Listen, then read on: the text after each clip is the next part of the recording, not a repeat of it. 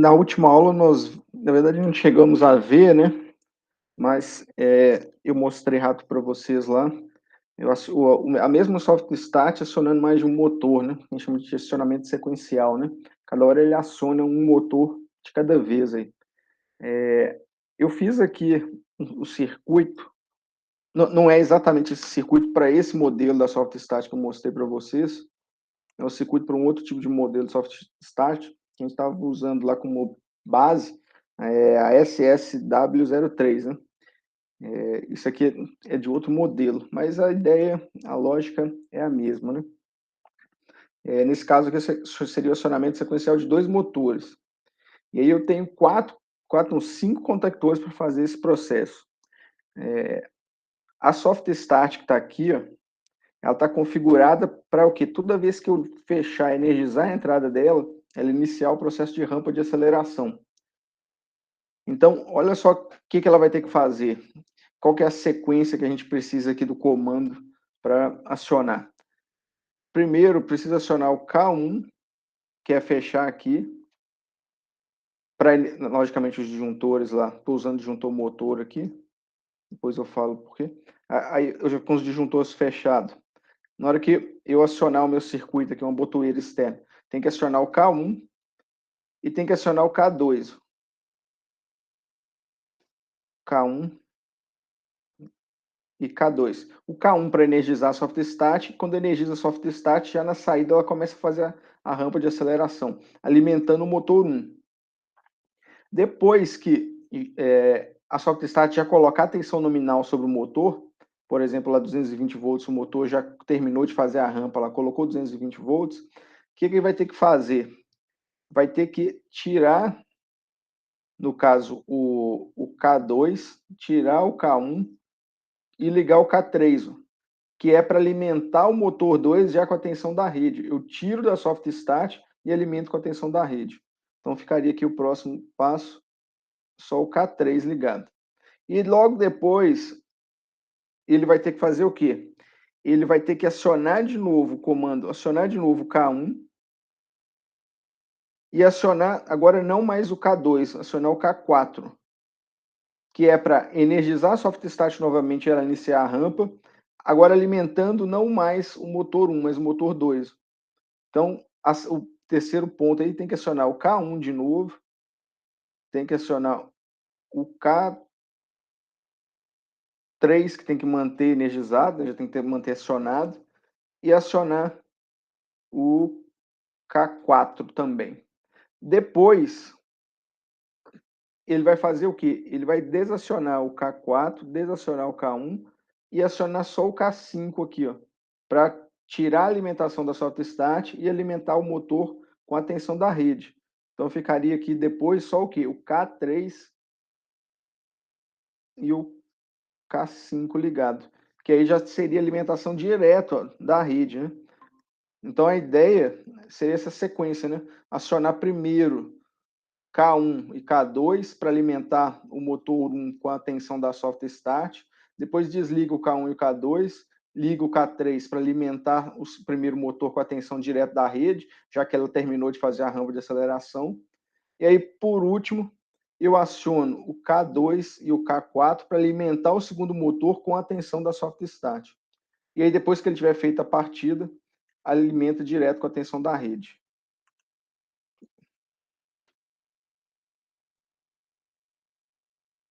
Então, essa seria a sequência desse modelo aí, dessa soft start que eu falei para você, né? A gente estava vendo aqui, ó, é diferente o modelo da soft start que a gente estava pegando como parâmetro, né?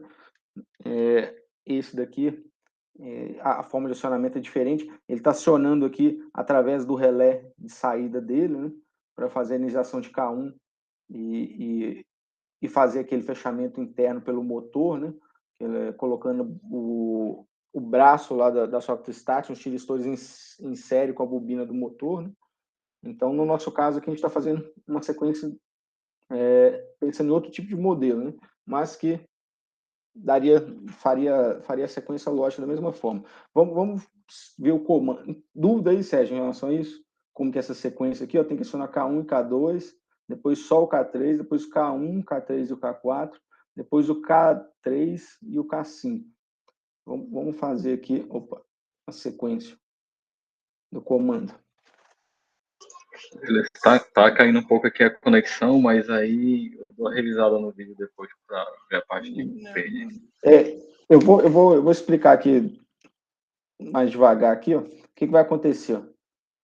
Nesse caso aqui, o circuito externo lá do comando para fazer acionamento, sem eu pressionar nada, ó, tá tudo aberto, né? Então, as bobinas aqui embaixo vão estar todas desenergizadas. Aí, quando o operador pressionar aqui B2, que é para ligar, iniciar o processo de partida lá dos motores, através da soft start, pressionei B2, vai energizar o K2. Vem por aqui, energiza o K2. Então, fecha aqui o K2. Não acontece nada nesse momento, só fecha a contactora.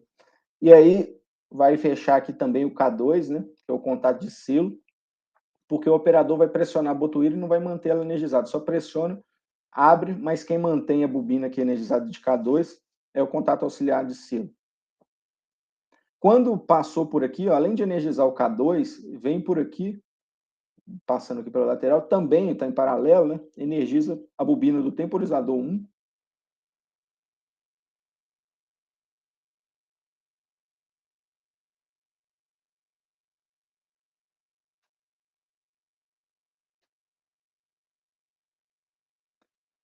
Ó, isso aí, energiza a bobina do temporizador 1. E aí, o que vai acontecer aqui? Deixa eu só...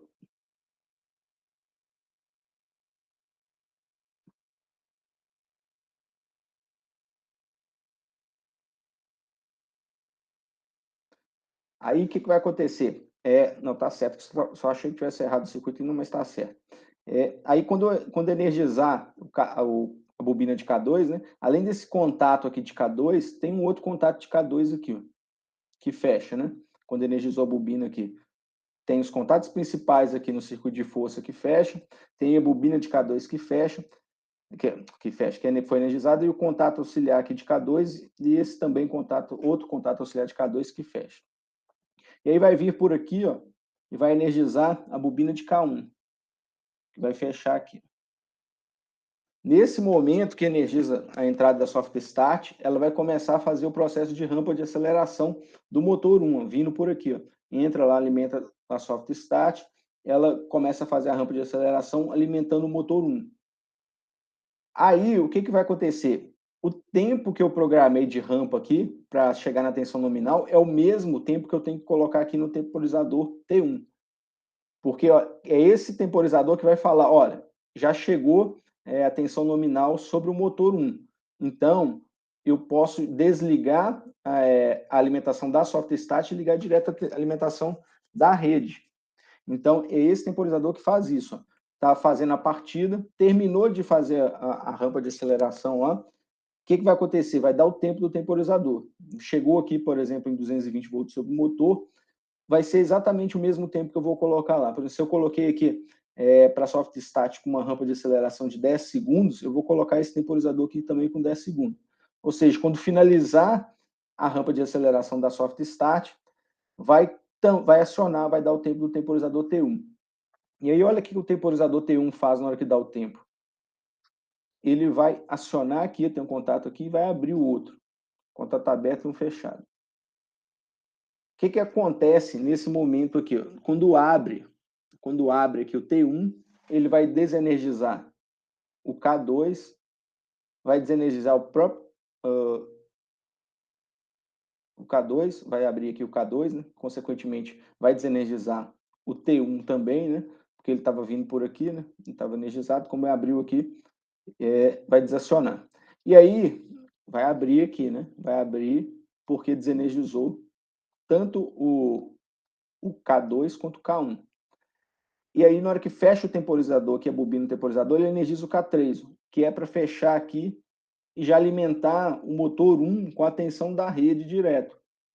Já que ele já atingiu a tensão nominal, eu vou parar de alimentar ele com a tensão da soft start e vou passar a alimentar com a tensão da rede. E aí, o que vai acontecer? Quando ele energizar a bobina de K3 aqui... Opa, acho que me perguntou alguma coisa. Não. Quando Opa, energizar... Não, é só uma dúvida, alguma dúvida aí? o contato auxiliar. Sim, sim. O contato auxiliar de K2 lá em cima ele abre também, né? Quando a bobina desenergiza o K2. Isso, exatamente. Tinha esquecido aqui, obrigado pela lembrança. Então ele abre aqui também, né? Aí o que vai acontecer? Ó? Deu o tempo que ele fecha aqui, ele energiza o K3. Ele também, ó, qual que é a consequência de energizar a bobina de K3? Que vai abrir esse contato aqui do K3, esse daqui vai fechar, e eu tenho esse outro aqui que vai fechar. Tem um detalhe, quando abrir o T1 aqui, desenergizou a bobina do temporizador. Então ele volta a abrir aqui.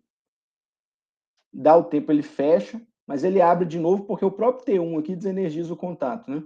Na hora que dá o tempo, ele abre, mas como desenergiza ele mesmo, ele volta a fechar. Por isso que eu tenho esse K3 aqui, que é fazendo o processo de selo, né? E aí, olha só quem que vai ligar de novo agora. Na hora que vem por aqui, ó, ele vem, desce e energiza o K1 novamente. Fecha aqui o K1 para iniciar uma nova rampa. E também vem por aqui, ó, e energiza o K4, que é a contactora de baixo aqui, ó. Ou seja, fecha K1 e K4 junto, e aí vai começar a alimentar agora o segundo motor com a tensão da soft start. E também alimenta aqui, ó, a bobina do temporizador T2. Esse contato aqui de K3, a função dele é o quê? Se o operador pressionar aqui, não vai energizar o K2 de novo, né? Ele não permite que energize. Por isso que eu tenho esse contato aqui do K3 aqui. E aí, o que vai acontecer? Vai iniciar a rampa de aceleração do segundo motor. E aí, o que vai acontecer? Esse temporizador aqui, ele vai estar com o tempo exatamente da rampa que eu coloquei aqui, que era os 10 segundos. Quando der os 10 segundos, o que ele vai fazer? Ele vai acionar o contato de T2. Vai abrir aqui o contato de T2, vai fechar aqui o contato de T2 em cima. Quando ele abre aqui o contato de T2, ele desenergiza o K1. Abre aqui. E também eu tenho um contato de T2 aqui, ó, que abre e desenergiza o K4. E esse mesmo contato aqui de T2, ele vai energizar o K5, fechando aqui, ó, já ligando direto com a tensão da rede, o segundo motor. E aí vai ficar dessa forma aí até o operador pressionar o B1 aqui para desligar, né? Vamos ver de novo aqui, ó, na sequência. Outra vez para a gente. São muitas informações, né? Então vai vir, ó. Pressiona B1, B1 não, B2, energiza K2, o temporizador, temporizador T1, e também vem por aqui. E aí, o que vai acontecer? Quando energiza K2, fecha aqui os contatos de K2, fecha esse contato de K2, fecha esse outro contato de K2 e só tem esses contatos de K2. Qual que é a consequência de ter fechado esse contato aqui de K2? Que ele vai energizar o K1. Então, inicia lá com K1 e K2 junto, né?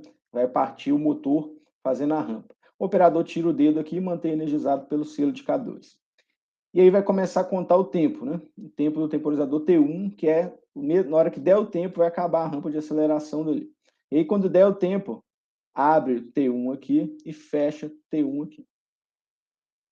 Quando ele abre o T1 desse ponto aqui, ele vai desenergizar quem? O K2, o próprio temporizador que estava passando por aqui, T1, e também o K1. Ou seja, abre esse daqui e abre esse daqui. Mas, por sua vez, na hora que ele fecha aqui, ele energiza o K3. Energiza o K3. Quando energiza o K3, abre esse contato aqui do K3, esse contato fecha e esse outro aqui vai fechar. O que vai acontecer? Está nesse momento aqui que só o K3 está ligado, né? Já está alimentando o motor 1. Só que o que vai acontecer? Tem um detalhe, né? Esse contato aqui do T2, ó, ele não vai ficar fechado, porque na hora que deu o tempo que ele abriu, ele desenergizou o próprio bobina do temporizador. Então ela volta a fechar. E esse aqui é a mesma coisa, ele fecha na hora que dá o tempo, mas como ele abre aqui e corta a alimentação de T1, ele volta a abrir. E aí, quando esse contato aqui do K3 fecha, ele vem por aqui, ó, a gente vai passar para esse próximo estágio, né? Vem por aqui e energiza o K1 novamente. Energiza o K1 novamente. E também vem por aqui para energizar o K4 e a bobina do T2, que é o temporizador ao trabalho. Né? Então, ele energiza o K4 e a bobina do temporizador. Né? Ou seja, agora que eu tenho K1, K3 e K4, o K3 está alimentando o motor 1 direto, o K1 e o K4 é quem está fazendo a alimentação do motor pela soft start, lá pela rampa. Esse K2 aqui, de novo, eu estava esquecendo, né, que ele sai, né? Ele não vai, assim como esse daqui.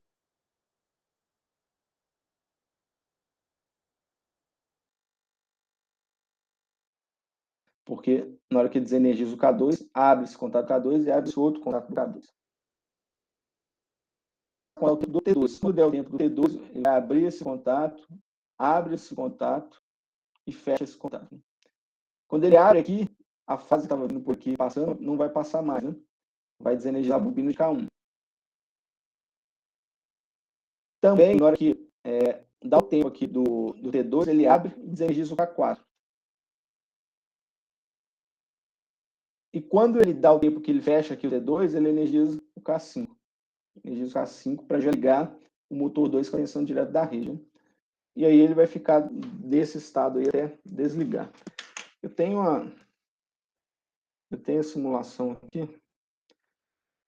Eu atualizei a versão do Soft Start aqui e ele parou de funcionar a Soft Start aqui. Mas a gente vai conseguir ver essa dinâmica aí normalmente. Ó, vou fechar aqui, fechei lá os disjuntores. Olha o que aconteceu. Está acionados quem aqui, ó? K1 e K2 está alimentando o motor 1 com a tensão da soft start. Apesar do motor não estar girando, por isso que ele falei que não está funcionando. Depois tem que desmontar e montar de novo. Aí, ó, já está alimentando o motor 1 com a tensão da rede e o motor 2 com a tensão da soft start, o K1 e K4. Na hora que der o tempo, ele vai tirar o K1 e o K4 e ligar o K5. Já está com o segundo motor alimentado com a tensão da rede direto. De novo aqui a simulação. Era para o motor estar ligando aqui. Ó. Por exemplo, ó. Agora ó, a tensão está alimentando a soft start, na saída da soft start alimentando o motor 1. Ele não está girando. Tá? Deu algum problema aqui na configuração quando eu atualizei. Na hora que dá o tempo, ele tira o K1 e o K2 e liga o K3 aqui para acionar direto com a rede. E também liga depois o K1 e o K4 para já começar a fazer a partida do segundo motor. Opa, desliguei.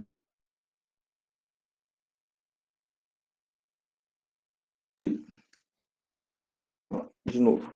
K1 e K4, motor 1 alimentado com a... Olha como ele vai abrir o K1 e fechar de novo. Ele abre o K1 e fecha. E aí ele já inicia a rampa de aceleração do segundo motor. E o primeiro está alimentado direto à tensão da rede. E aí vai dar o tempo, vai tirar K1 e K4, vai deixar só o K5 aqui alimentando o motor 2.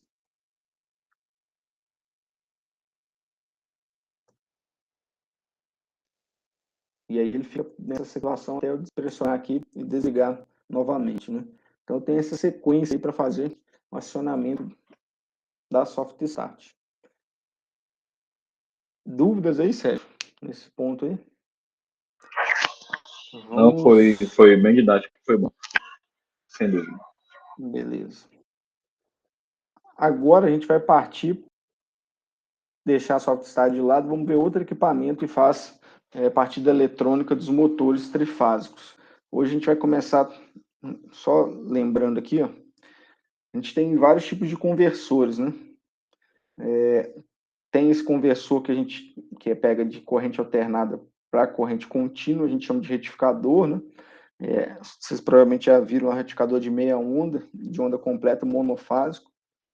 Eu tenho um conversor que transforma de contínuo para contínuo, né? De contínuo para contínuo. E aí eu tenho dois tipos de conversores. Eu tenho o BOOC.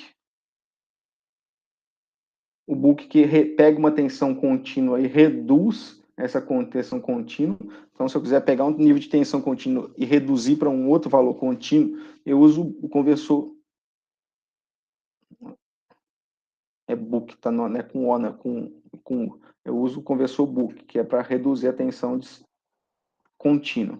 Agora, se eu quiser aumentar, pegar uma tensão contínua e aumentar o nível de tensão, aí eu uso o outro conversor, que é o Boost. Mas nesse caso aqui, a gente não, para entender os inversores de frequência, a gente não precisa desse tipo de conversor. Então, a gente não vai estudar isso daqui. O que a gente vai estudar é o que faz o quê? A gente pega de corrente contínua e transforma para corrente alternada. Que é, no caso, o circuito inversor que faz isso. Pega através de uma tensão contínua, transforma na corrente alternada. Então, esse é o nosso objetivo aqui, ó, de começar a trabalhar.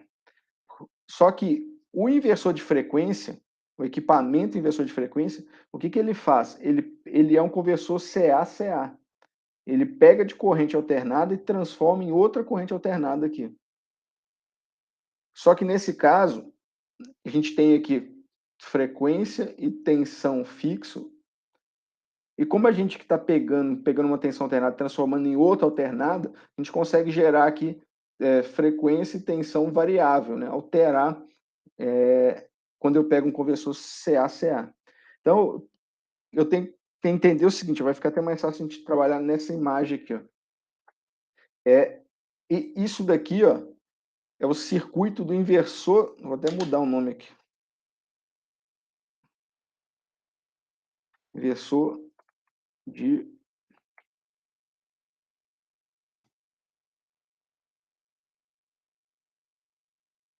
Vou com o teclado para desconfigurar. Inversor de frequência trifásico.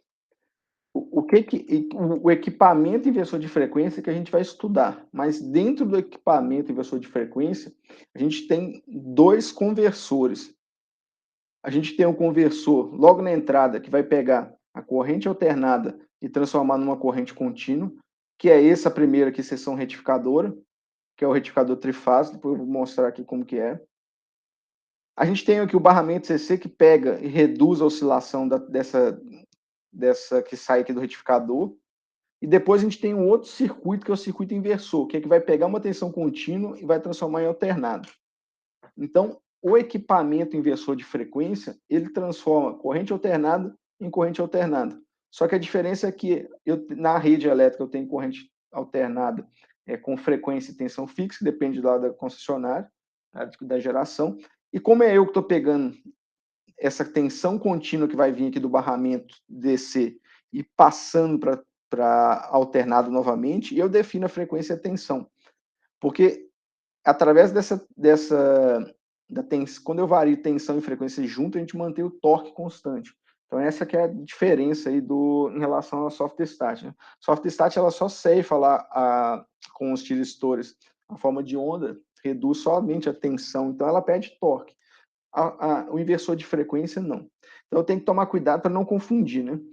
Eu tenho o circuito inversor de frequência, que é quem pega tensão contínua e transforma em tensão alternada, que a gente vai ver. E o equipamento inversor de frequência, ele transforma de corrente alternada para outra corrente alternada. Né? Vamos trabalhar primeiro nessa primeira seção aqui, que é a seção retificadora, né? Que é como que, no caso, eu pego uma tensão trifásica e transformo numa tensão contínua. Provavelmente, vocês já devem ter estudado lá os retificadores monofásicos, né? Que é...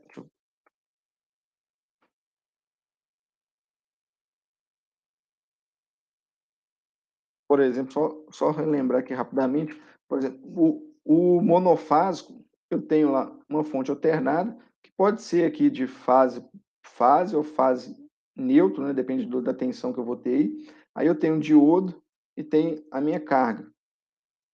E aí, a tensão aqui na minha carga, chama de VL, load lá de carga, que ela é? Se a gente olhar lá a tensão na carga, não vou entrar nesse detalhe aqui agora, você já deve ter visto isso.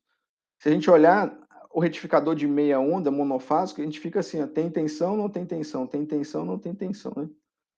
Eu pego Ao invés de eu ter aquela tensão alternada lá que fica variando, né? Essa parte negativa dela some, né? Só lembrando. Então eu fico com isso aqui, ó. Tem tensão no ciclo positivo, no negativo eu passo a não ter. Tenho tensão, depois eu não tenho. E aí, se eu tiver um retificador de onda completa, monofásico,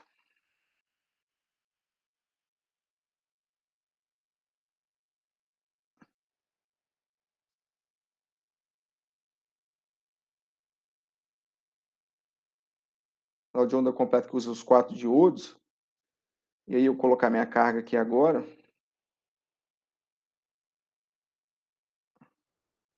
e ligar aqui, e a tensão VL, o que vai acontecer? Se eu pegar a tensão alternada da rede, ela é senoide, e aí o que acontece no caso do retificador de onda completa? Eu passo a ter tensão no ciclo positivo e no ciclo negativo eu passo a ter tensão de novo, né? Então sempre eu tenho tensão sobre a minha carga ali, né? Isso aí seria os retificadores monofásicos, onde eu teria que fase, se, por exemplo, se fosse 220, ou fase neutro, se fosse 127 ali, né? Agora, no nosso caso, a gente já está falando aqui em termos de retificador trifásico, que aqui ele está chamando de A, B e C, mas na verdade é o quê? É a fase R, S e T, né? E aí eu tenho aqui, ó, nesse caso desse retificador trifásico de meia onda, eu preciso ter as 3 fases e o neutro. E aí o que eu faço? Eu ligo o neutro na carga, e aqui eu tenho desenhado as tensões das 3 fases, no caso, de ele está chamando aí de A para N, é a tensão da fase para o neutro. Que a gente poderia chamar de VRN, tensão da fase R para N, ou VAN, daria na mesma. Eu tenho também a tensão que é da fase B para o neutro, que seria VBN. E a outra tensão da fase T para N, que eu posso chamar de VCN, no caso que ele chamou, ou mais que a gente está acostumado a chamar de VTN. Né? Então, essas 3 tensões aqui é lá do circuito trifásico de fase para neutro. E olha o que acontece aqui. Ó. Nunca esses 3 diodos vão conduzir ao mesmo tempo. Sempre vai ter um diodo que vai conduzir e vai bloquear os outros 2. Qual diodo que vai conduzir aqui? Sempre o que tiver com maior tensão é o que conduz, né? Por exemplo, aqui, se eu fizer um circuito aqui, ó, só para a gente entender essa lógica.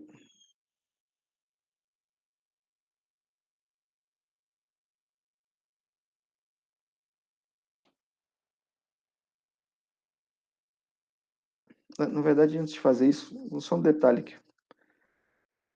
Se eu tiver o diodo, quando que ele conduz? Quando a tensão no anodo for maior do que no catodo, né? Se a tensão do anodo é maior do que o catodo, ele conduz. Agora, se for o contrário, ele não conduz se a tensão do catodo é maior do que do anodo, né? Então, olha o que acontece aqui, ó, nesse caso.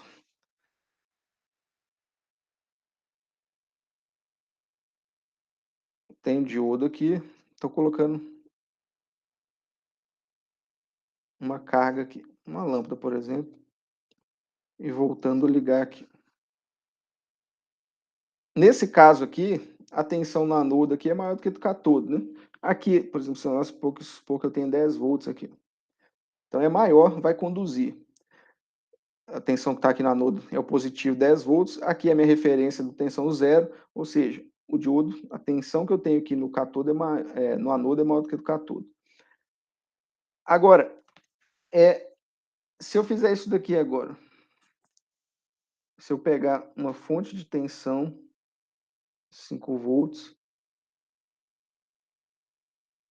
um outro diodo e ligar aqui, ó, D1 e D2. O que vai acontecer? Se eu pensar só em termos desse circuito externo aqui de fora, o diodo, na hora que o diodo D1 vai, antes de eu desenhar essa parte aqui de baixo, o diodo D1 ele conduz. Se a gente desprezar a queda de tensão no diodo, o que eu posso falar antes de eu ter isso daqui? Ó? Depois eu desenho de novo. Se eu tiver só isso daqui, se eu desprezar a queda de tensão no diodo, o circuito sério, né? A tensão vai ser toda para a lâmpada. Vai aparecer aqui, ó, mais ou menos 10 volts sobre a lâmpada.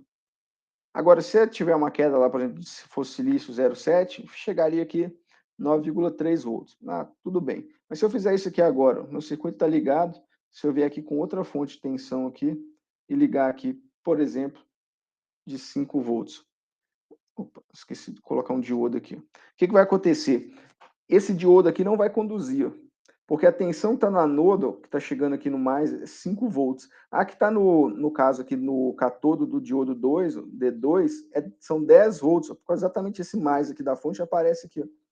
Então, esse diodo aqui, ele tá bloqueado, porque o de cima conduz e aparece 10 volts aqui. Ó. Agora, o que vai acontecer, por exemplo, se eu mudar essa fonte aqui para 15 volts?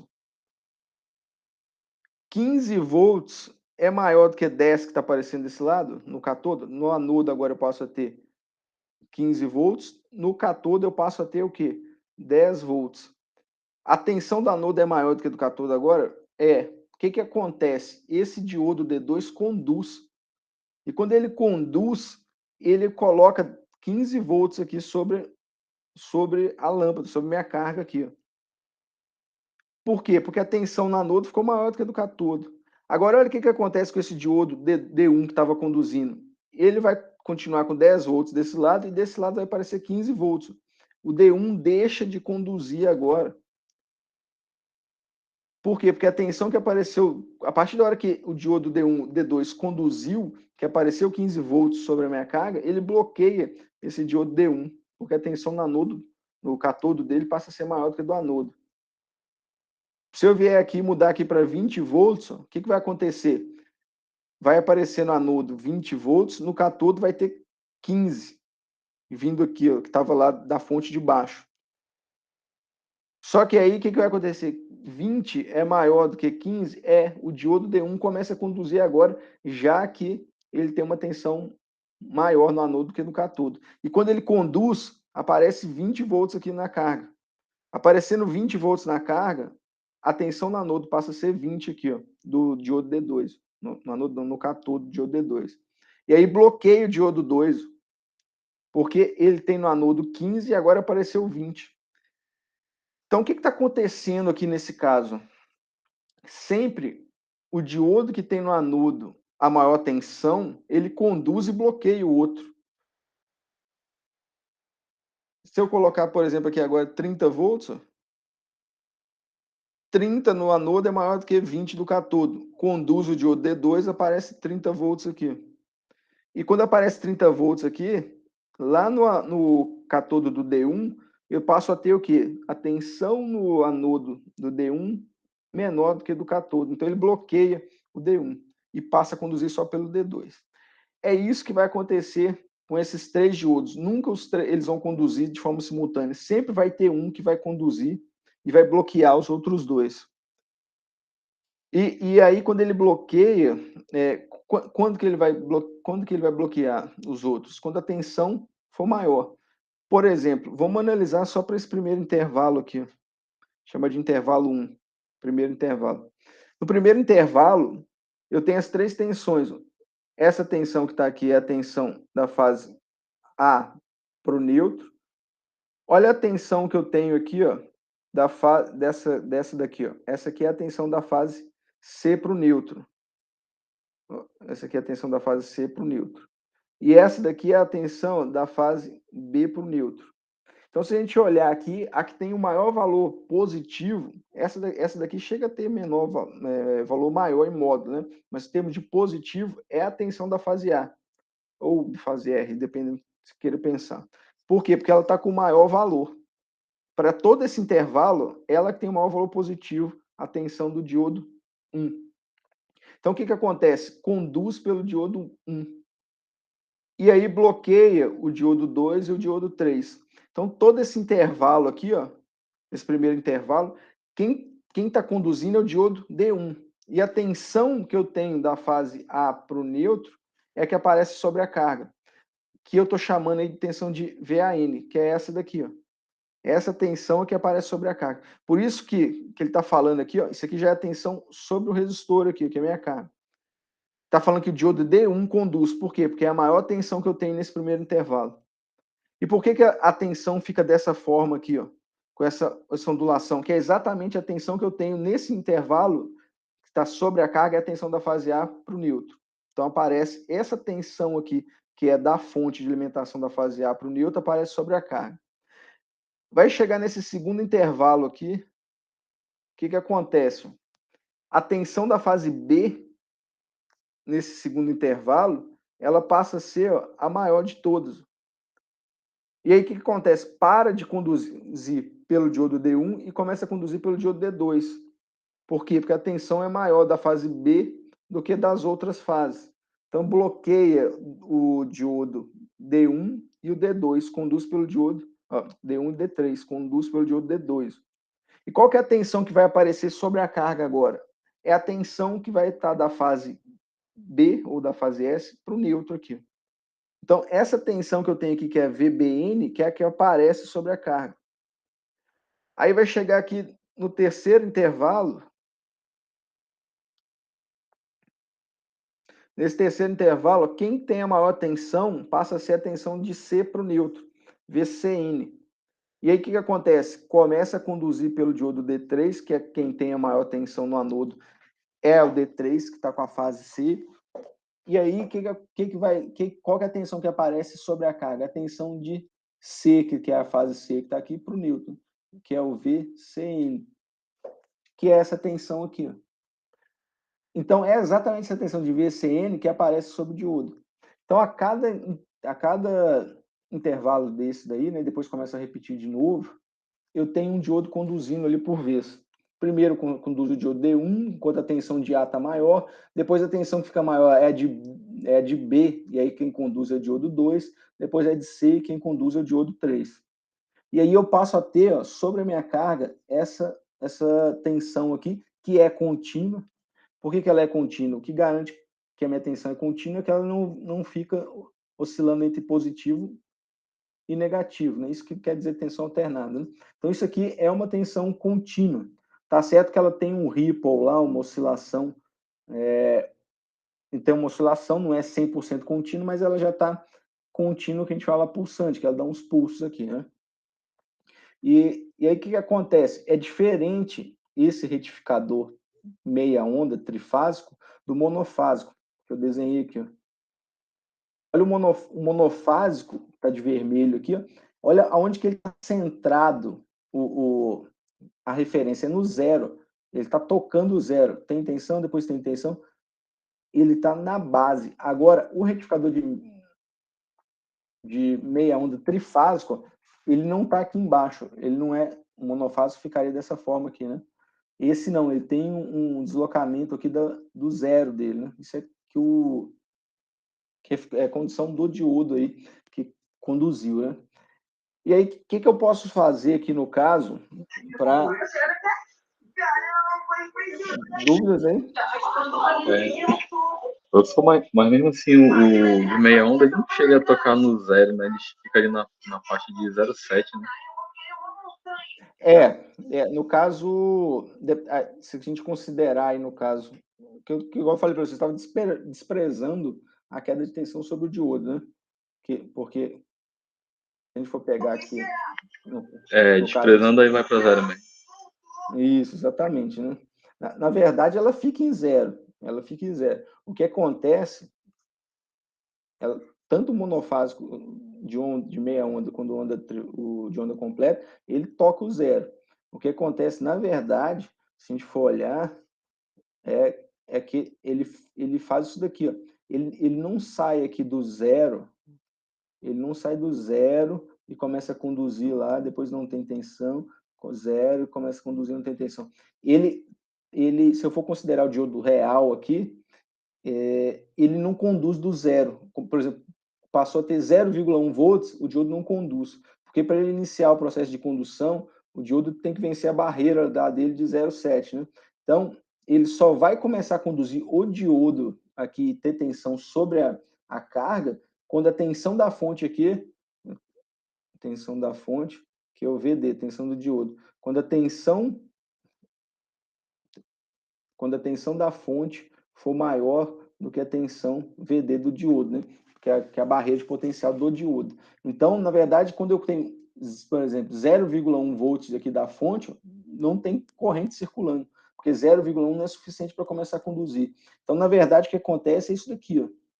Ele fica um zero aqui, ó, enquanto, e só depois, quando a tensão da fonte chega a ser igual, na verdade, maior do que 0,7, que ele começa a conduzir.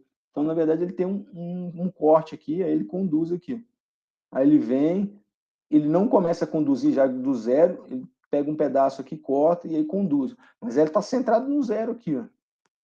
Mesmo eu considerando o diodo ideal, ele sempre vai estar centrado aqui no zero, no caso dos retificadores de meia onda, né? Seja ele de onda completa, os retificadores monofásicos, seja ele de meia onda ou de onda completa, ele está centrado no zero. O que não fica centrado no zero são os retificadores trifásicos. Ele sim tem esse deslocamento, que é esse offset da referência, exatamente por causa da característica das tensões aqui, né? Que elas eu não chego a tocar lá no eixo, né? O que aparece é sempre esse maior valor de cada tensão. Com isso, ele não está referenciado no zero, né? Diferentemente daqui, de meia onda, que ele está referenciado no zero, porque é a tensão de referência, só tem uma tensão, não tem como ele deslocar ali, né? Então, cada hora, cada momento, ele vai conduzir por um diodo. E como que eu posso reduzir, no caso, esse ripple, que é essa oscilação? Eu posso colocar aqui um capacitor de filtro, né? E aí, o que vai acontecer? Ó? Nesse ciclo aqui que eu tenho, vamos pegar aqui como referência esse ponto. O capacitor, quando a tensão, essa que é a tensão que apareceria no resistor sem o capacitor. Agora eu vou desenhar de amarelo como que ficaria essa tensão com o capacitor. O que vai acontecer? O capacitor vai começar a carregar a mesma tensão que aparece no resistor é do capacitor. Nesse primeiro momento, ó, o capacitor está carregando, carregando, carregando. Chega nesse momento aqui, o que vai acontecer? O capacitor, a tensão da fonte chega ao valor máximo, a tensão sobre a carga chega ao valor máximo, e aí o que vai acontecer? A tensão no capacitor vai passar a ser menor do que da fonte. Por quê? Porque ele carrega, a tensão da fonte começa a diminuir. Só que o capacitor, ele diminui, ele vai estar com a tensão maior, que ele armazena lá a tensão. O valor máximo que ele armazena é exatamente o valor máximo da fonte, que ela está chegando aqui. E aí o que acontece?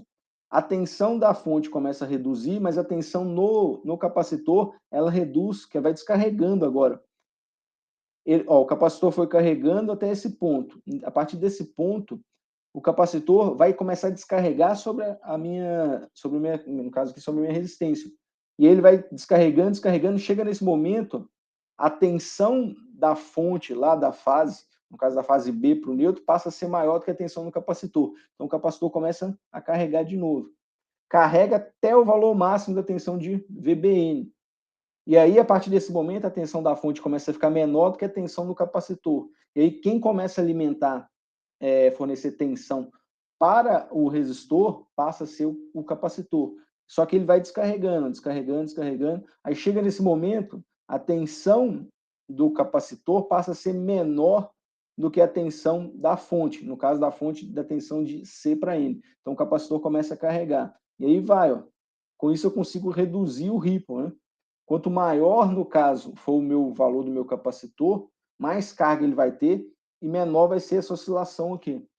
Logicamente, não depende só do valor do capacitor, depende do valor da carga aqui também, né? Que para gerar o meu tal lá, que é a constante RC, né? Que depende não só do capacitor, mas também do resistor aqui, da carga que ele vai descarregar, né? Mas eu consigo, então, reduzir essa oscilação grande que eu tinha, esse ripple, sobre a minha carga, colocando esse capacitor, né? Ele vai carregando, carregando. A partir desse momento, a tensão do capacitor fica maior do que a tensão da fonte, para, inclusive, de conduzir o diodo D1, e quem começa a fornecer tensão para a carga é o capacitor. Só que ele vai descarregando, descarregando, chega nesse ponto, ele começa a carregar, o capacitor começa a carregar, e quem começa a fornecer tensão para a carga é a tensão da fonte. Aí vai até que chega nesse valor máximo, a tensão da fonte começa a diminuir, ficar menor do que a tensão do capacitor, Quem começa a fornecer tensão para a carga agora é o capacitor, e ele vai descarregando sobre a carga. E aí eu consigo ir reduzindo o ripple lá, que é a oscilação aí nesse caso, né? E aí, quanto maior o capacitor, menor é o meu ripple aí, tendendo a ficar aí, no caso, com uma tensão mais próxima de uma tensão contínua lá, pura, né? Se eu olhar aqui no retificador, nesses retificadores, o ripple, mesmo eu colocando o capacitor aqui, o ripple, ele é maior. Ele vai ter um ripple maior aí, essa oscilação aqui. Mas isso aí é só detalhes que a gente vai entrar aqui não. O objetivo é só entender esse primeiro estágio aí. Então, eu consigo reduzir bastante esse ripple com a ajuda desse capacitor. Mas se a gente for olhar aqui no nosso circuito, na primeira seção aqui, que é a seção retificadora, ela não é não é um retificador trifásico de meia onda, é um retificador trifásico que tem 6 diodos. Esse retificador trifásico que tem 6 diodos é um retificador trifásico de onda completa, quando eu falo de retificador trifásico, né? 3 diodos, meia onda, trifásico, e agora no caso, aqui eu tenho as fases R, S, T. Nesse caso eu não preciso do neutro, né?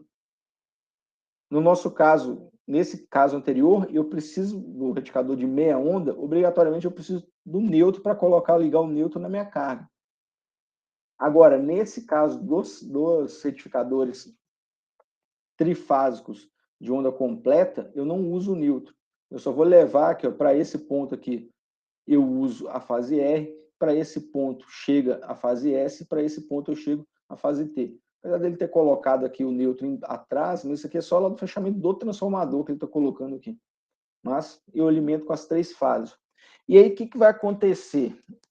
Aqui, ó, o primeiro, vamos pensar aqui em termos de D1, D2 e D3. Qual vai ser aquela mesma história? Se um diodo desses conduz, ele bloqueia os outros dois. E aí vai depender de quem? Vai depender do que tiver com maior tensão entre as fases. Para não confundir aqui, eu vou chamar de A, igual ele está chamando, de B e C. Fase A, B e C. O que tiver maior tensão é que vai conduzir. Se a fase A tiver com maior tensão, ele conduz o diodo D1 e vai aparecer a tensão da fase A aqui e vai bloquear. Vai aparecer a tensão de A aqui, de A aqui. Como a tensão que vai aparecer aqui, B, e aqui é C, né? Então, se eu olhar aqui, se a tensão de A que está com maior tensão, ele conduz e aí aparece A aqui em cima do diodo D2 e a fase A em cima do diodo D3. E aí, como eu tenho que o A é maior do que o B, esse diodo está cortado. E como eu tenho que o A é maior do que o C, ele também está cortado. Agora, se eu tiver que a maior tensão é a da fase B, ele conduz o diodo D2, que é a fase que está ligado por ele, e aparece B aqui. Então fica aparecendo B sobre a carga, né? E aí o que acontece? Como o B é maior do que o A, tá bloqueio o diodo D1. E como o B é maior o C que está chegando aqui, ele bloqueia o diodo D3. Então ele só conduz pelo diodo D2. Agora, se for a fase C que tiver com maior tensão, ele vai conduzir pelo diodo D3 e vai aparecer a fase C aqui. E aí eu tenho A aqui e B. Então, como C é maior do que o A, não vai conduzir o diodo D1. Como C é maior do que o B, também não vai conduzir o diodo D2. Ele vai conduzir o diodo D3.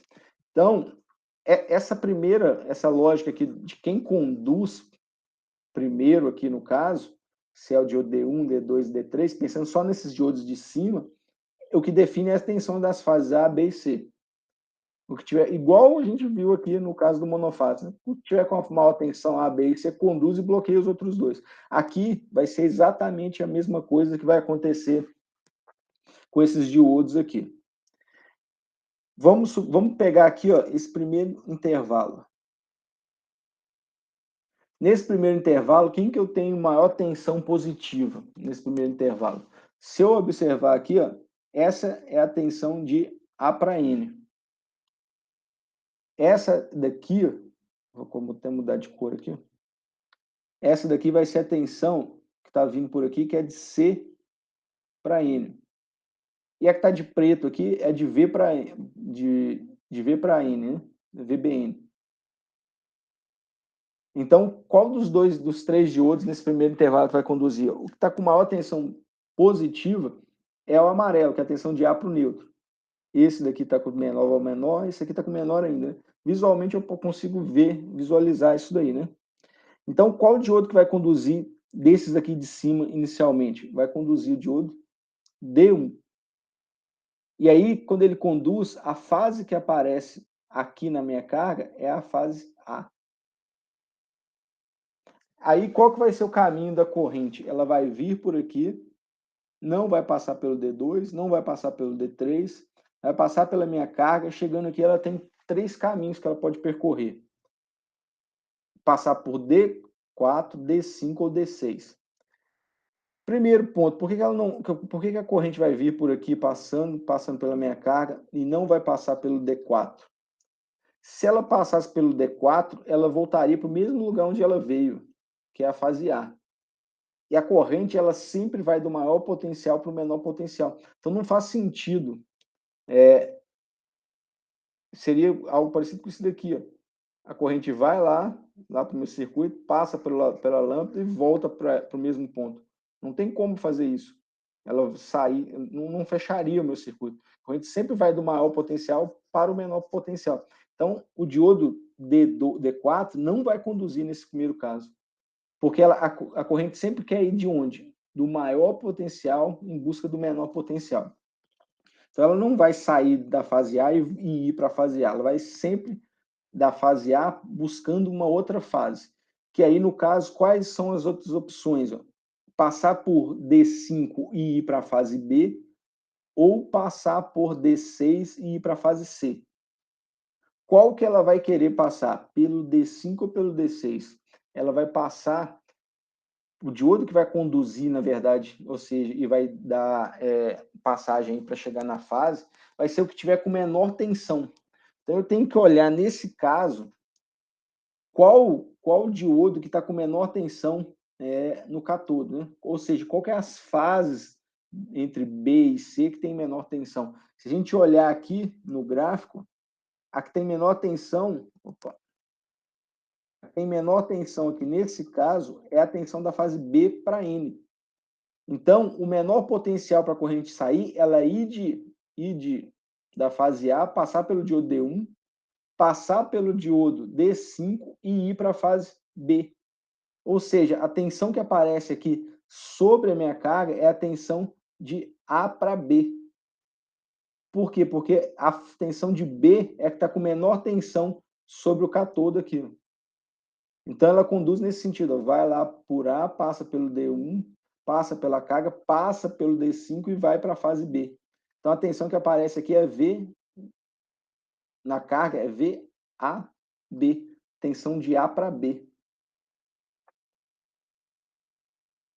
Não passou pelo D4, porque não vai ir voltar para o mesmo potencial, não faz sentido, e não passa pelo diodo 6, porque é o diodo que não está com a menor tensão nesse momento. O que está com menor tensão, no caso, é a tensão do VBN. Então, ele conduz nesse primeiro intervalo pelo diodo D5 e o diodo D6. Ó, D1 e D5, né? D1 e D5. Foi o que eu tinha colocado aqui. Agora, por que aparece exatamente essa tensão aqui, ó, que eu já tinha até comentado, que é o VAB? Por que ela fica com esse formato aqui? Ó? E isso daí a gente não consegue visualmente identificar como que ela gera essa forma de onda aqui. Por exemplo, o que acontece se eu tiver aqui, por exemplo, um resistor desse lado aqui em A e desse lado aqui em B. Qual que é a tensão que aparece aqui? É sobre esse resistor VAB. Se eu tiver, por exemplo, aqui 10 volts em A e 7 volts em B, o que é essa tensão VAB? VAB é a tensão que aparece do ponto A menos do ponto B. portanto, que a gente chama lá de tensão, que é a mesma coisa de diferença de potencial. É a diferença que eu tenho do potencial A para o potencial B. Então, nesse caso aqui, o VAB, ele seria a tensão que está em A, 10 volts, menos a tensão que está em B, 7 volts, daria 3 volts sobre a minha carga. Ou seja, é subtrair a tensão que eu tenho no ponto menos a outra, né? A gente faz isso de forma intuitiva, né? Por exemplo, quando eu tenho uma fonte aqui de tensão, se eu perguntar lá, qual que é a tensão que eu tenho aqui sobre o resistor? A gente já olha, está em paralelo, tem 10 volts. Mas, na verdade, o que está acontecendo? Deixa eu chamar aqui de A e B. A tensão que está sobre a carga VAB. É a tensão que eu tenho em A menos a tensão que eu tenho em B. Apesar de a gente não fazer esse cálculo, né? A tensão que a gente tem no A é o mais aqui, que é os 10 volts da fonte. E a que tem em B é a nossa referência, onde vale 0 volts. Então, fica 10 menos 0 dá 10 volts. Ou seja, a tensão que aparece aqui no resistor é 10 volts. Mas na prática a gente já olha, está em paralelo 10 volts. Né? Tanto que se eu pegar o voltímetro, lá o meu voltímetro, e medir a tensão desse jeito aqui, né, vai me mostrar 10 volts.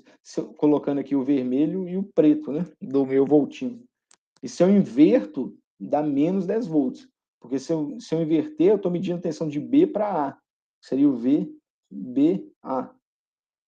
Que daria em B 0 menos em A 10 daria menos 10. Né? Por isso, quando eu mudo lá, inverto a polaridade do meu voltímetro, né, o cabo preto do vermelho, ele, em vez de dar 10, ele dá menos 10. Né? Estou falando tudo isso por quê? Porque a tensão que aparece aqui sobre a carga é a tensão de A de um lado e B do outro. Então, como que eu chego nessa tensão aqui, ó, VAB? É exatamente subtraindo o B do A. Então, se eu pegar essa curva aqui, ó, que eu tenho em amarelo, e subtrair dessa que está em preto aqui, que é VAN, e essa daqui que é o VBN, se eu fizer subtraindo uma curva da outra, eu chego nesse formato aqui. Então, visualmente, a gente não consegue perceber que subtrair essa curva dessa chega nessa. Né? O computador faz isso para a gente. Né? E aí, o que vai acontecer? Ó? Vai chegar no segundo momento, nesse segundo intervalo. Nesse segundo intervalo, quem que continua sendo a maior tensão? Continua tendo a maior tensão a fase de A para N.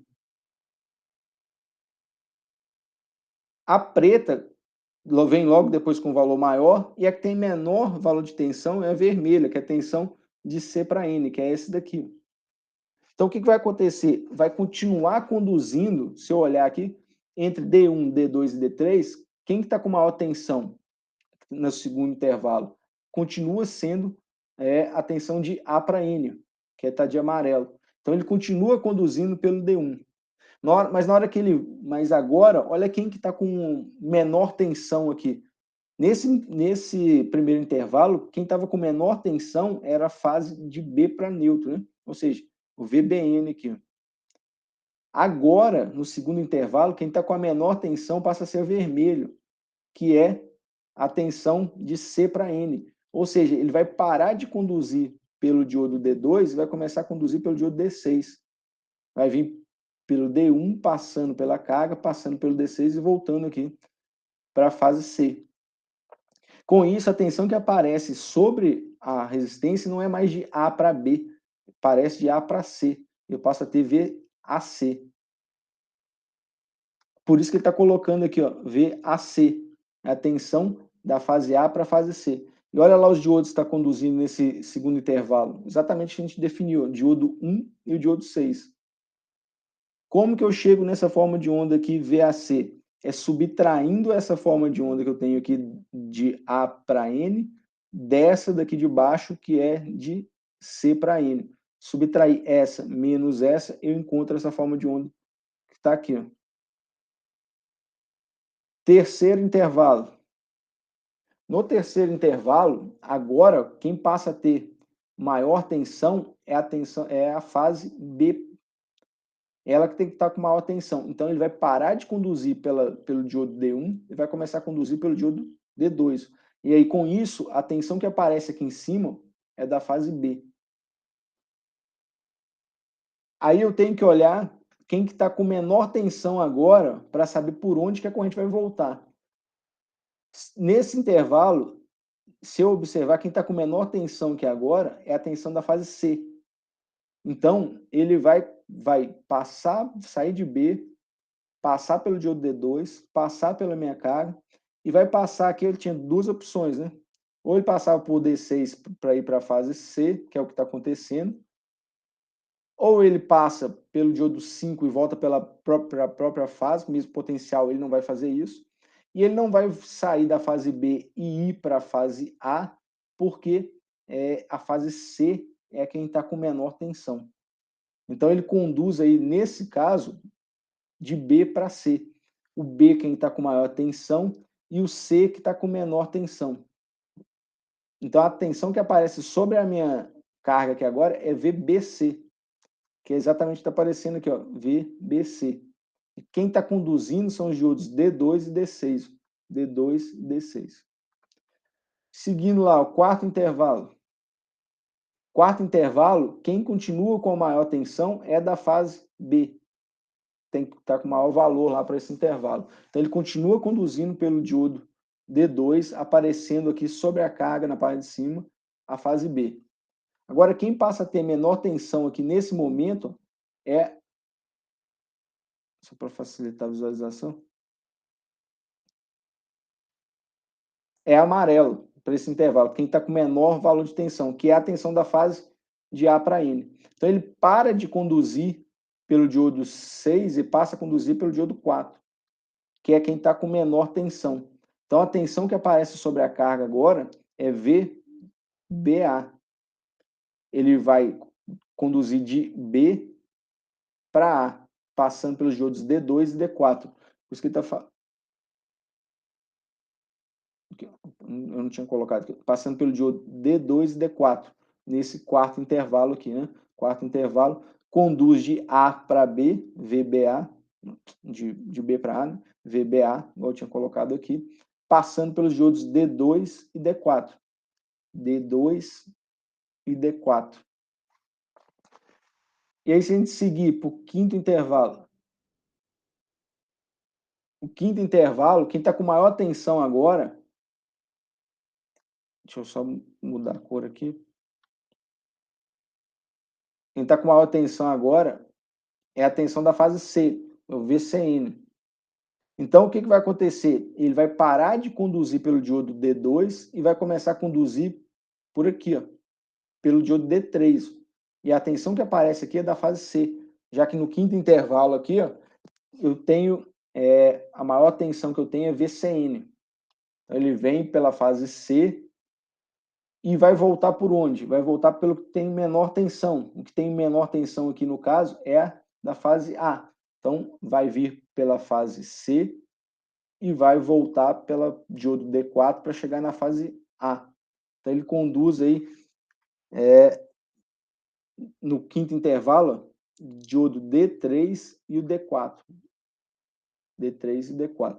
E a tensão que aparece sobre a carga é a tensão de C para A. Em cima eu tenho a fase C, embaixo a A. A gente chama ela de VCA. E por último, o último intervalo e o sexto intervalo, que depois disso vai começar a repetir, quem continua com a maior tensão é a fase C, para esse sexto intervalo. Então ele continua conduzindo pelo diodo D3. Agora, na hora de retornar, quem está com menor tensão é a fase preta aqui, que é a VBN. Ele vai vir por aqui, não vai conduzir mais pelo diodo D4. Ele vai conduzir no sentido da fase B, que é quem está com menor tensão. Ele vai vir por aqui, ó, vai passar pelo diodo D5 para voltar pela fase B. Então, ele vai conduzir pelo D3 e pelo D5. E aqui é o que aparece, ó, é o B. Então, eu vou ter a tensão VCB sobre a minha carga. E ele voltando por aqui, que é o que ele está falando, né? Eu tenho D3 e D5 conduzindo no sexto intervalo, né? E a tensão que aparece sobre a minha carga é a VCB, que é o quê? É eu pegar essa tensão que está aqui em C e subtrair dessa tensão que está embaixo aqui por B. Quando eu faço isso, aparece esse formato aqui. Então, eu passo a ter aqui, no caso, qual que é a vantagem de eu ter um retificador de trifásico de onda completa? Que o ripple dele, mesmo sem o capacitor, já é pequeno. Diferentemente desse retificador monofásico de meia onda, que o ripple é grande sem o capacitor, quando eu venho para o trifásico de onda completa, mesmo sem o capacitor, já passo a ter um valor relativamente elevado aí de tensão contínua sobre a minha carga. E aí, o que eu vou fazer aqui para reduzir ainda mais esse ripple aqui, essa oscilação que eu tenho? Eu vou adicionar lá o capacitor de filtro, né? E aí, como que vai funcionar? O capacitor vai carregando, carregando, chega nesse momento, ele carregou com valor máximo, a tensão da fase A para B passa a ser menor. Quem começa a fornecer tensão para a carga é o capacitor, ele começa a descarregar sobre o resistor. Aí chega nesse ponto, a tensão da fase A para C passa a ser maior do que a do capacitor. Aí o capacitor começa a carregar. Carrega, a tensão do capacitor fica maior do que a tensão da fase AC. Então, o capacitor quem começa a descarregar sobre o resistor. Chega nesse momento, a tensão de B para C passa a ser maior do que a tensão sobre o capacitor. Ele começa a carregar. E aí vai. Olha como é que eu reduzo quase zero o ripple aí nesse caso, né? Reduzo bastante o ripple quando eu adiciono o capacitor. Mesmo sem o capacitor aqui, eu já tenho praticamente uma tensão contínua aí com oscilação pequena. E aí quando eu adiciono o capacitor, aí eu passo a ficar com uma tensão menor ainda de ripple sobre a minha forma de onda aí. Dúvidas nesse ponto aí?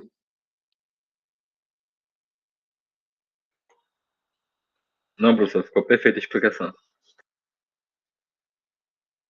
Beleza. Passando aqui agora, eu não vou entrar nessa parte do inversor, não, mas vamos só voltar aqui, então. Então, a gente tem exatamente esse primeiro estágio aqui que a gente viu, que é pegar a tensão alternada, que vem aqui, no caso, da fonte, né? Transformá-la numa tensão contínua. Só que ela vai sair aqui, ó, eu vou ter aqui na saída, ó, aqueles 6 pulsos lá que a gente viu, né? A partir dele começa a repetir de novo, com uma certa oscilação desse ponto para esse. E aí eu passo a ter agora um filtro, só que nesse caso aqui é um filtro mais elaborado. Em vez de ser só um filtro C, ele coloca um filtro RC, que vai reduzir os harmônicos lá e vai ter um filtro melhor que um filtro simplesmente só capacitivo, né?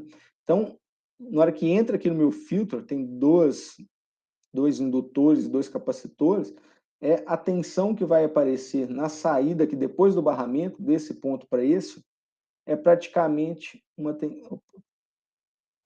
vai ser praticamente aí uma tensão contínua. Vai ter um pequeno ripple ali, uma pequena oscilação, mas é bem próximo a zero o ripple, por causa desse filtro aqui, que ele é bem robusto, né?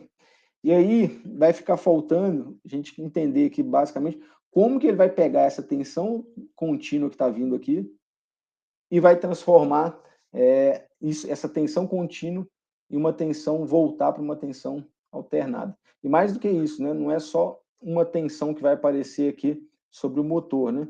São as 3 tensões que a gente vai ter, né? Tem lá a tensão da fase R para S, aí de S para T e de T para R, né? As 3 fases, a partir de uma tensão contínua, como que ele vai transformar isso em 3 ondas alternadas, em 3 fases alternadas, né? Isso quem vai fazer esse circuito aí, que eu não vou entrar agora porque não vai dar tempo. Tem só um detalhe aqui, ó. Inclusive, a gente consegue calcular o nível de tensão que eu tenho aqui na saída do meu inversor. Se eu for nesse caso aqui, ó.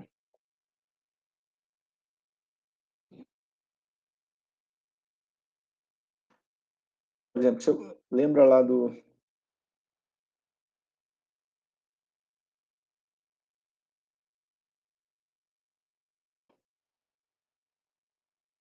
Acabou que eu apaguei aqui o circuito. Mas se eu pegar lá o retificador de meia onda, tem tensão, não tem, tem tensão, não tem, a tensão é contínua pulsante, né? Mas se eu pegar aqui o valor médio, né? Se eu fizer integral lá, o valor médio nesse caso, eu vou chegar aqui... Opa. eu vou chegar aqui, o valor médio no retificador de meia onda, médio é igual a 0,300. Deixa eu confirmar aqui. Isso de cabeça, tem que fazer integral ali, né?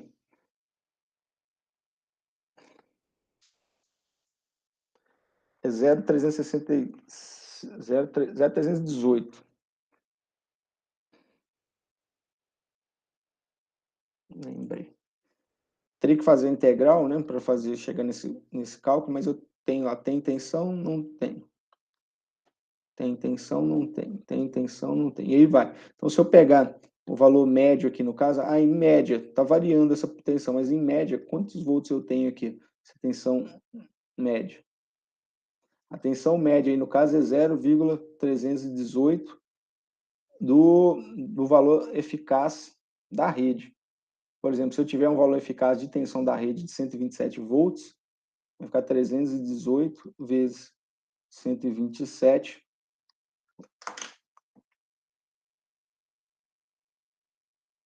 Vai dar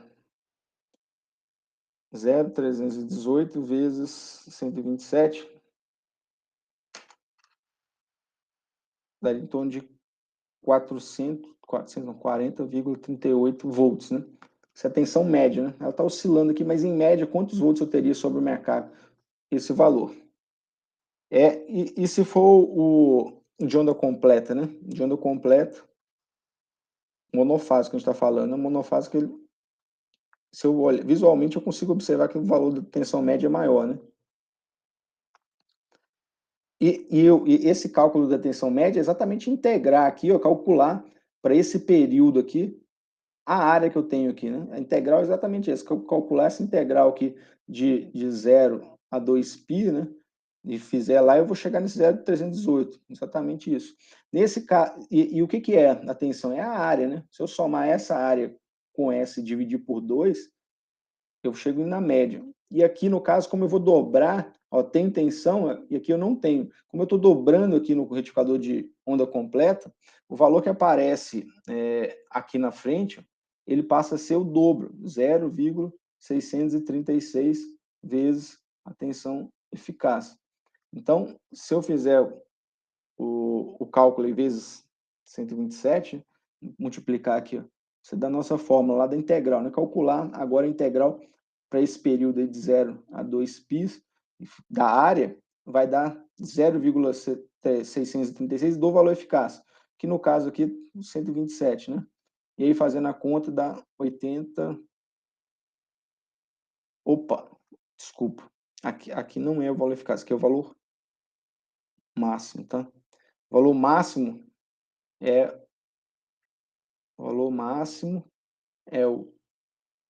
o raiz de 2 vezes o valor da tensão eficaz.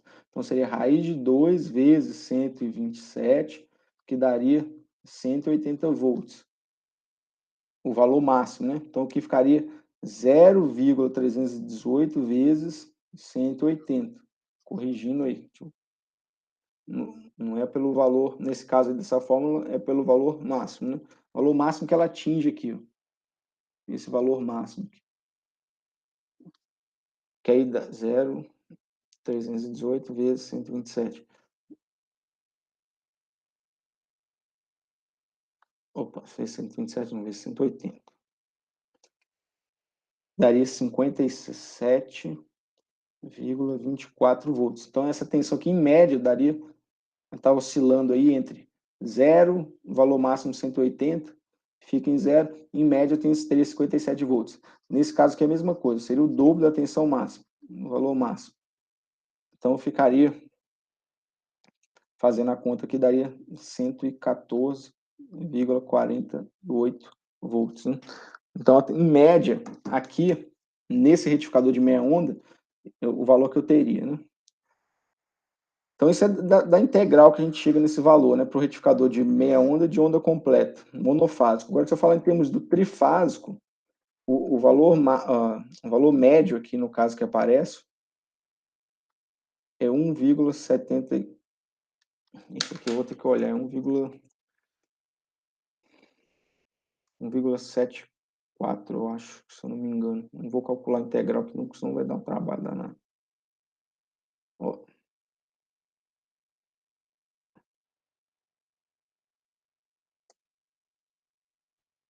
Um 1,73. Não, 1,17. Então seria 1,17 vezes a tensão eficaz nesse caso. Ele usa a tensão eficaz de fase. Então, eu pego a tensão eficaz de fase, de fase para Newton, e calculo, nesse caso, para saber o valor médio. A gente não vai precisar calcular, né? Só temos de curiosidade. Né?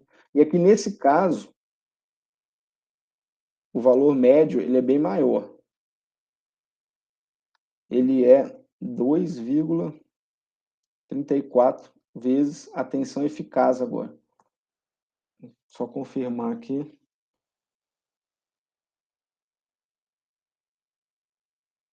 É isso mesmo, 2,34 do valor RMS de fase. Então, por exemplo, lá daria 2,34. Se a gente estiver falando em termos de tensão eficaz, vamos supor que essa tensão de fase para fase seja 220 vezes 220.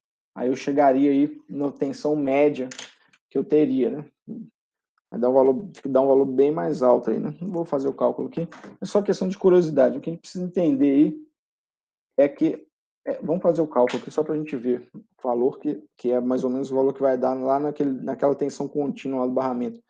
2,34 vezes 220. Ó, se eu fizer essa conta aí, 514 volts. Então, né, nesse estágio aqui, ó, nesse estágio que na hora que sai aqui do retificador, eu tenho em média aí em torno de 500 volts nessa saída aí. Né? Só em termos de curiosidade, né? Em média, né? Em média eu teria 500 volts ali na saída. E aí o filtro vai reduzir o ripple e depois na próxima aula a gente vai entrar nesse circuito aqui que é a seção inversora, né? Que é para pegar essa tensão que está vindo do barramento contínuo e transformar em 3 tensões alternadas aí, trifásicas com 120 graus de defasagem. Dúvidas aí, Sérgio? Está chegando o nosso horário, não vai dar tempo. Não, sem dúvida. Perfeito. Beleza, então aí na quarta-feira eu vejo lá os horários dos laboratórios, já marco isso aí, já faço essa programação, já passo para vocês e a gente continua com o circuito inversor, tá bom? Bom fim de semana para vocês, Sérgio.